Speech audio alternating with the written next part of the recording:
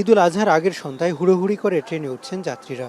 দেশের বিভিন্ন গন্তব্যে ছেড়ে যাওয়া ট্রেনে ছিল না তিল ধারণের ঠাঁই।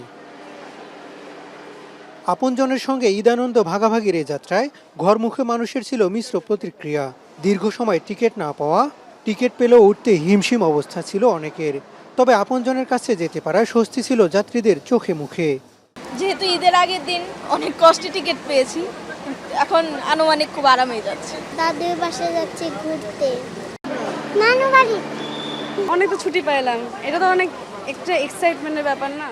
বুধবার সন্ধ্যায় ট্রেনের ব্যবস্থাপনা দেখতে স্টেশনে আসেন রেলপথ মন্ত্রণালয়ের সচিব ফাহিমুল ইসলাম। কিছু ক্ষেত্রে ব্যর্থ হলেও সার্বিক ব্যবস্থাপনায় সন্তোষ জানান তিনি। একই সঙ্গে উত্তরাঞ্চলের ট্রেনগুলোতে যাত্রীর চাপ বেশি হওয়ায় ছাদে ভ্রমণের ঘটনা ঘটেছে।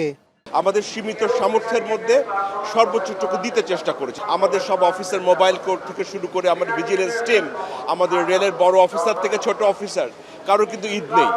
বুধবার গাবতলীর বাস টার্মিনালে যাত্রীর সংখ্যা কম থাকলেও টিকিট না পাওয়ার অভিযোগ করেছেন অনেকেই। পাশাপাশি শেষ সময়ের সুযোগে যাত্রী প্রতি 200 থেকে 300 টাকা বাড়তি নেওয়ার অভিযোগ করেছেন কেউ কেউ। এদিকে উত্তরাঞ্চলের রাস্তায় যানজট থাকায় ঢাকায় ঢুকতে বাসগুলোর দেরি হয়েছে 3 থেকে 4 ঘন্টা।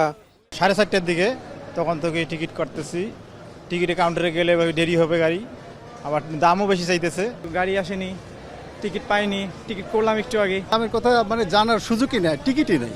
বৈরী আবহাওয়ার সড়কপথে যাত্রা সহজ হওয়ায় এদিন লঞ্চে যাত্রীর সংখ্যা ছিল অনেকটাই কম। সহজে টিকিট পাওয়ায় স্বস্তি ছিল যাত্রীদের মধ্যে। সাইডে দেখা যাইতেছে নৌকা দিয়ে কোনো লোকজন উঠতেছে না, হকারদেরও আনাগোনা কম। তো সব দিক মিলে অন্যান্য দিনের চাইতে এইবারেরটা ঈদটা ভালোই মনে হইতেছে। এবার পরিস্থিতি আগের থেকে অনেক ভালো, এবার ভিড়ও এবার কম হইতেছে। সারাদিনের দক্ষিণাঞ্চলের বিভিন্ন গন্তব্যে শতাধিক লঞ্চ ছেড়ে যায় সদরঘাট টার্মিনাল থেকে। হাসান আল মাহমুদ, এখন, ঢাকা।